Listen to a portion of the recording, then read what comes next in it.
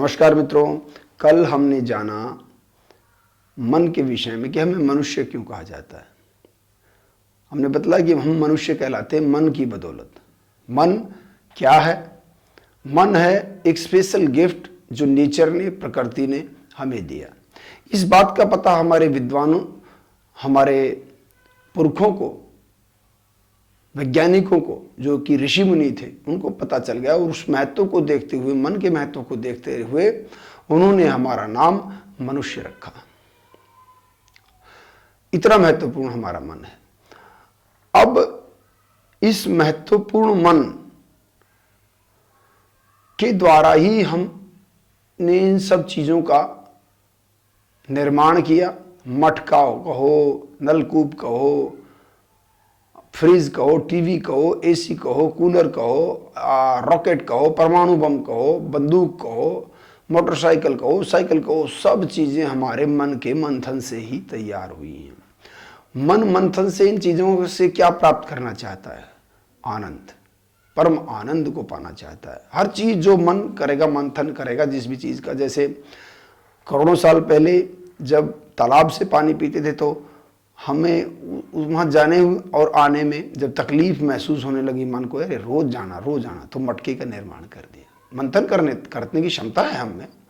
ऐसा नहीं कि अन्य जीव मंथन नहीं करते, वो भी करते हैं, लेकिन उतनी मात्रा में बेचारे मंथन नहीं कर पाते जितनी मात्रा में हम मनुष्य कर पाते। मंथन हम करते हैं सबसे ज़्यादा।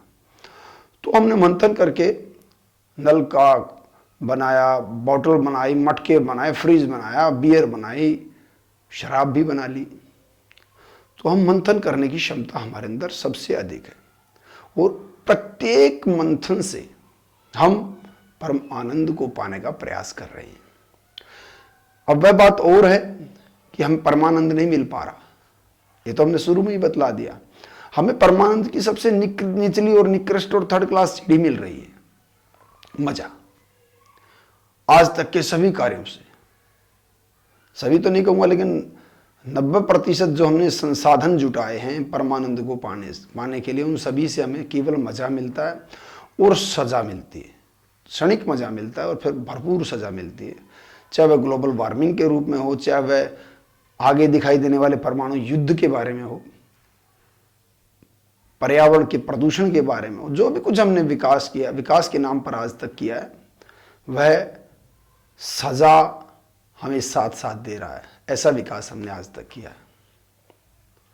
क्यों? क्योंकि हमें उस विधि का ज्ञान नहीं, जिस विधि से हम ऐसा विकास कर सकें जो इस पृथ्वी के लिए भी लाभकारी हो और हमारे लिए भी लाभकारी हो। वह विकास कैसे किया जाए, उसके बारे में ही यह कार्यक्रम है। यह बतलाने के लिए ही यह कार्यक्रम है, जिसका नाम हमने रखा परमानंद की ओर। तो हमारा मन मंथन कैसे करता है? मित्रों, मन मंथन करता है, सबसे पहली चीज, आंखें जो हमारी देखती हैं, जो भी विषय, वस्तु और स्थान हमारी आंखों के संपर्क में आता है, सबसे पहले उससे मंथन शुरू करता है। हालांकि हमारी अन्य ज्ञानेंद्रियां भी, आंख, नाक, कान, त्वचा, जिह्वा, ये सब भी मंथन में सहायक हैं। ऐसी बात नहीं कि इनसे भी, इनका भी महत्वपूर्ण रोल है, किंतु सबसे ज्यादा महत्वपूर्ण हमारी आंखें। आंखें जिस भी चीज को देखेंगी उसी का मन हमारा मंथन शुरू कर देगा। बुद्धि सूचना देगी मन को। एक बहुत अच्छा हम ब्लॉग बनाएंगे जिसमें मैं आप लोगों को बतलाऊंगा कि हमारे शरीर में ही ये जो राजा, प्रजा, मंत्री, मुख्यमंत्री और सेना वगैरह सब है, वो मैं आपको बतलाऊंगा, दिखलाऊंगा कि कैसे है। वो नेक्स्ट ब्लॉग में शायद बतलाएंगे आपको। पूरा राजतंत्र हमारे शरीर के अंदर है। नेक्स्ट ब्लॉग में या उससे नेक्स्ट ब्लॉग में, जैसे ही क्रमबद्ध तरीके से जो सही सुनिश्चित होगा, सो सही होगा, वो बतलाया जाएगा। अब कब नंबर आता है ये देखेंगे।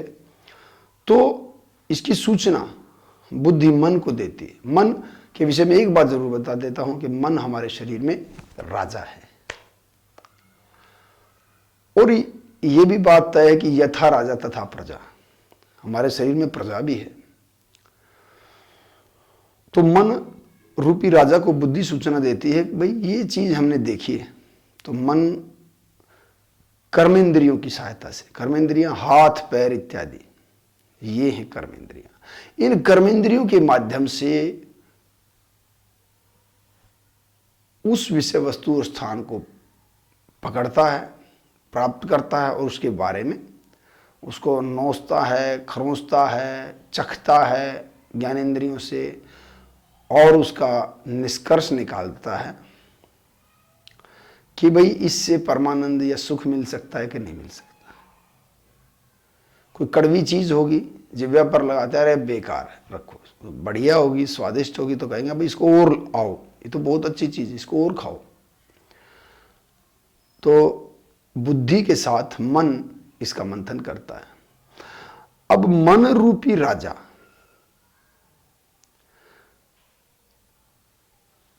पर यदि अंकुश नहीं होगा, किसका? बुद्धि का, तो मन क्या है, मंथन का जो उसका समय है उसको तो मंथन करता है, जो चीज अच्छी लगी उसको ज्यादा से ज्यादा पाने का प्रयास करने लग जाता है। बुद्धि का अंकुश भी वो मानना धीरे धीरे बंद कर देता है और कहता है क्या बुद्धि तेरी, कब तक सुनूंगा, चल। और उस अपनी मनमानी में शरीर रूपी राज्य का वो नाश कर देता है, बर्बाद कर देता है। और मन पर बुद्धि का अधिकार तब तक रहता है जब तक वो बुद्धि सुसंगति में रहती है, अच्छे समाज में रहती है, सुदृढ़ समाज में रहती है। बुद्धि भ्रमित हो जाए, जल्दी भ्रमित हो जाएगी यदि अनपढ़ समाज में रहेगी, मूर्खों के समाज में रहेगी तो बुद्धि भ्रमित हो जाती है। तो इसलिए सुंदर और सुव्यवस्थित समाज बनाने के लिए हमारे सारे विश्व के प्रमुखों को प्रयास करना चाहिए। शराब के ठेके बंद करने चाहिए। कोई पिता अपने पुत्र को शराब पिलाकर खुश है? नहीं। प्रजा, राजा कौन कहलाता है? पिता कहलाता है प्रजा के लिए। तो वो राजा कैसा जो अपनी प्रजा को, अपने पुत्रों को, अपनी संतान को शराब पिला रहा है? वो राजा नहीं, वो चोर है, भ्रष्ट है, नीच है, दुष्ट है। वो राजा कहलाने के योग्य ही नहीं है, तो वह राजा नहीं है। राजा वो अपनी प्रजा को सशक्त बनाए, सामर्थ्यवान बनाए, मानसिक रूप से, शारीरिक रूप से, बौद्धिक रूप से सबल बनाए, वही राजा अच्छा राजा कहलाता है। तो ये विषय से थोड़ा हम दूर जा रहे हैं, नहीं वापिस आ जाते हैं। तो बुद्धि सॉलिड और अच्छी प्रकार से मन पर अंकुश तभी रख सकती है जब वह बुद्धि सुव्यवस्थित हो। और सुव्यवस्थित तब होगी जब समाज में जितनी भी चीजें होंगी वो सब सुव्यवस्थित होंगी।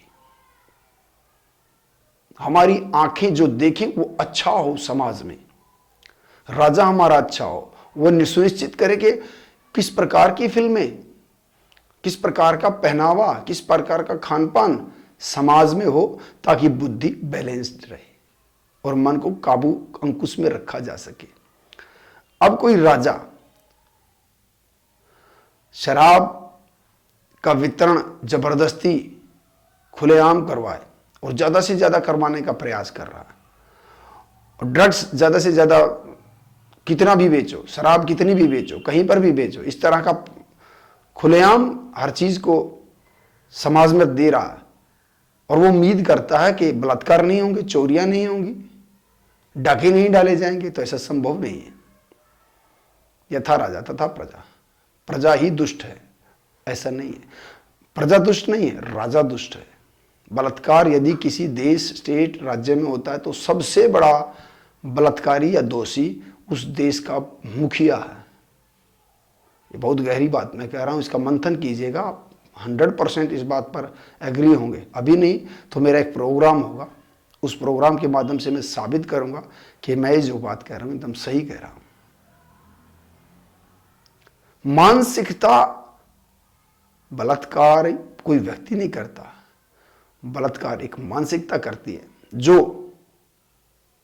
धीरे धीरे धीरे धीरे पनपती है, विकराल रूप धारण करती, तब बलात्कार होता है। तो मैंने कहा कि जब समाज में सब चीजें सुव्यवस्थित होंगी तभी बुद्धि मन पर अंकुश रख सकती है। जब इनबैलेंस्ड चीजें होंगी समाज में, हर तरफ गंदगी ही गंदगी दिखाई देगी, तो बुद्धि भी भ्रमित हो जाएगी, ये चीज सही है या मैं गलत हूं। बुद्धि अपना निर्णय लेने की क्षमता खो देगी। तब हमारा मन मनमाने ढंग से मंथन करने लग जाएगा और जो गलत है उसको भी सही समझकर उसके पीछे भागने लगेगा। शराब का एक प्याला पिया, फिर 2 पिया, फिर 3 पिया, फिर सोचेगा सारा दिन शराब पीता रहूं, कामचोर बन जाएगा, ढिल्ला बन जाएगा, अपराधी बन जाएगा, भीख मांगने को ही सर्वोत्तम कार्य समझेगा, अपना हाथ पैर तक काट देगा, इतना गिर जाएगा मन। तो मन के मजे के पीछे भागते हुए हम कहां तक पहुंच गए हैं, कहां आ गए हैं, ये अब हमें ठहर कर देखना होगा। और जितने भी विषय हैं, जितनी भी वस्तुएं हैं और जितने भी स्थान हैं, इनमें क्या क्या त्रुटियां हैं, क्या क्या कमियां हैं, इन सब को अब हमें जांचना और परखना होगा। जो त्रुटियां हैं उन्हें दूर करना होगा और जो उनकी सच्चाई है वो आप लोगों को बतलानी होगी, उसे हम लोगों को समझना होगा। तभी समाज से और हमारे भीतर से ये मजे की भूख खत्म होगी और हम आगे बढ़ेंगे सुख, आनंद व परम आनंद की ओर।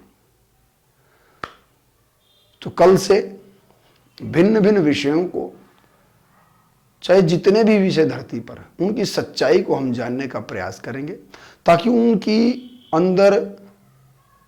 उनकी सच्चाई को न जानने के कारण जो हमारे मन में दुविधाएं, कुंठाएं, जो रोष, जो क्रोध है, वो शांत हो। जिस भी चीज़ की हम सच्चाई जान जाएंगे, हमारे अंदर से उसके विषय में जो हमारे मन में उसके विचार, उसके प्रति जो मन गढ़ंत व्याख्याएं हैं वो दूर हो जाएंगी और हम सत्य को जानकर हमारी शांति मिलेगी, सुख मिलेगा। और जैसे जैसे सारा विश्व इन सभी विषयों, वस्तुओं और स्थानों की सच्चाई को जानेगा, अज्ञानता से उसका नाता टूटेगा, भ्रम से उसका नाता टूटेगा, मजे से उसका मोह टूटेगा, वो आनंद, सुख, परमानंद की ओर आगे बढ़ेगा। एक बहुत ही गंभीर विषय है, सबसे बर्निंग विषय है, और वो है धर्म। मैं चाहता था कि इसको बाद में क्लियर करूं कि धर्म क्या है, अधर्म क्या है, लेकिन समय की प्राथमिकता सबसे पहले मुझे धर्म को ही क्लियर करना चाहिए। आज की वर्तमान स्थिति ये बतलाती है, क्योंकि धर्म ने ही हम लोगों को, विश्व के सभी लोगों को बांटा हुआ है।